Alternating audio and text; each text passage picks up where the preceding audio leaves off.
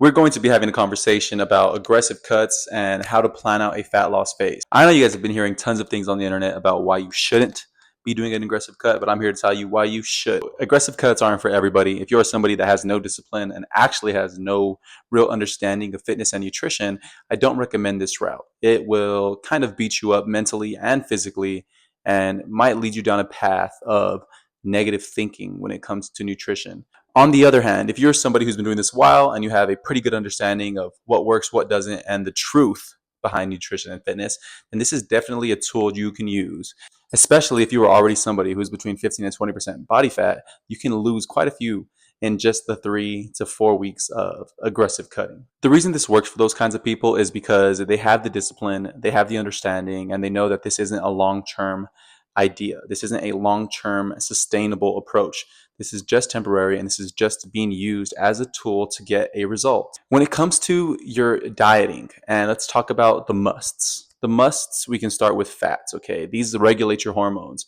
I don't want you to go anywhere below 0.3 to 0.5 grams per pound of your body weight. Second must is protein. You should stay within the range of 0.8 to 1 gram per pound to sustain muscle and also have enough protein in your diet to have you feel satiated. The rest of what's left over in your calories you can use for carbs, but they will be on the lower end, so I would put those around training hours so that they give you the necessary energy that you need to perform better. One super slept on idea is actually fiber. Fiber is huge and very important when it comes to the role it plays in your body for digestion and for feeling fuller purposes. I would stick and try to shoot for 20 grams plus, but if you are somebody who has never had fiber and never paid attention to it, I would take it slow, add 5 grams a week until you get used to it. Your body will be a little thrown off if you start eating too much fiber for the first time. Okay, first of all, when it comes to a calorie deficit and an aggressive cut, you have to know your maintenance. You can use a calculator, but remember, these aren't that accurate. They can be a few hundred calories plus or minus off. An aggressive cut is 500 to 700 calories negative or minus, correct, from your maintenance. It can also get as big as 1,000 to 1,500. I know a guy who did 2,000 calorie deficit. These things aren't for everybody. They suck, but they are temporary. 2, 3, 4, 5, 6 weeks at the most.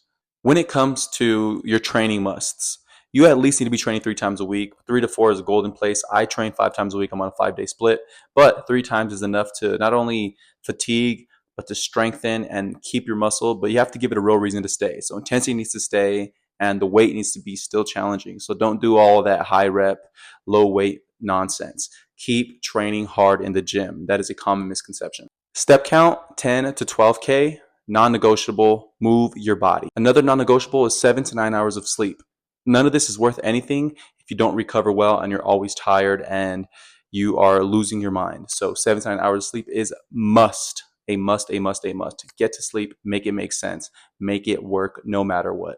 That is all for the video. I am a coach of 5 years. I started off training athletes for speed and performance. Now I am a general population fitness coach. This last year, I'm online. If you guys have any questions, you guys need any help, definitely reach out and I can help you guys achieve your goals. Till next time.